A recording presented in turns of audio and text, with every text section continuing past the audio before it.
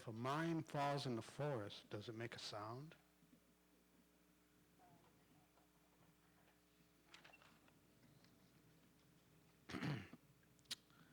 This is called the Kurdistan Man.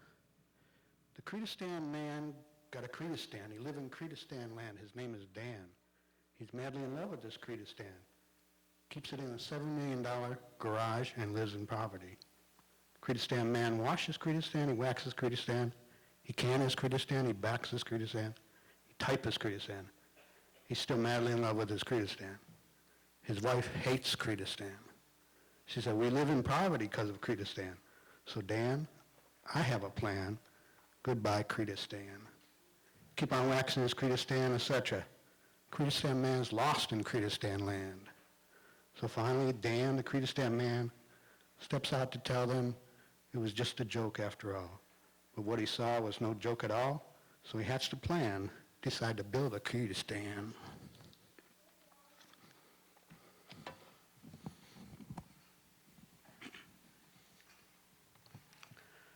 Recently I had to renew my driver's license and go down to the DMV and you stand in a line and then you get a number and you go stand, you go wait again, they tell you wait again.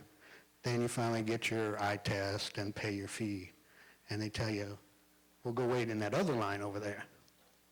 So you go wait in that other line and I'm standing there up against the wall and and I notice a sign that says, no loitering. So I mean, what have I been doing for the last 2 hours? So, I'm not sure how they tell the difference between loitering and just waiting in line. So, excuse me, sir, are you loitering? No, okay. Are you, ma'am, are you loitering? But if they do catch you loitering, they make you go stand in a line.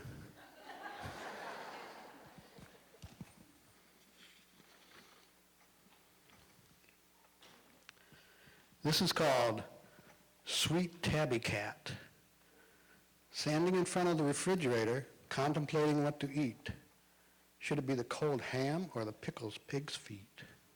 When all of a sudden you scream in terror and pain from the unexpected tabby landing on your back. Early morning, you just can't get up. All you want is the morning's black cup. Brushing your teeth is just a chore, and you don't think you'll make it out the door. Then you scream with horror and rage from the unexpected tabby landing on your back. From the highest cupboard, from the highest armoire, sits a green-eyed devil waiting for your entrance to the door. For his day won't be complete till he treats your back like a piece of meat. For he loves to hear you scream in pleasure when you meet the feet of the unexpected tabby, his landing complete.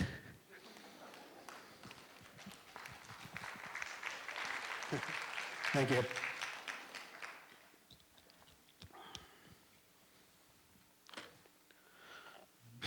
Shopping. It's a fact that men don't like shopping, but that's not really true. Men don't mind to go shopping, it's just that they don't like how women shop. For example, women, they go into the store to buy a pair of pants, and they go in and they start looking at dresses and trying them on and shoes, and they can't find one in their size, and they spend like 4 hours, 5 hours in there. A man, on the other hand, goes to buy a pair of pants. He'll walk into the store, grab the first pair he sees, doesn't even try them on, he's out in 30 seconds. So that's the difference. Thank you. This one is called Double Roll. Sitting in the proper stall, just relieve myself of all. In front of me, what do I see? A double roll dispensary. I find no sheets of white papery, so here I sit broken-hearted. Thank you.